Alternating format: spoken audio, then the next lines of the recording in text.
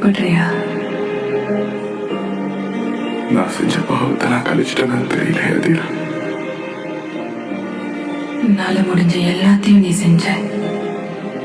நம்ம பொண்ணை காப்பாற்ற முடியலனாலும் இங்க இருக்கிற எல்லா பொண்ணையும் நீ காப்பாத்திட்ட. அது போதுமே சிவா.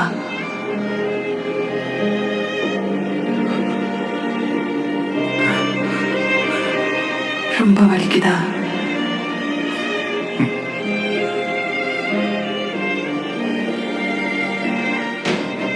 கொஞ்சம் பொறுத்துக்க.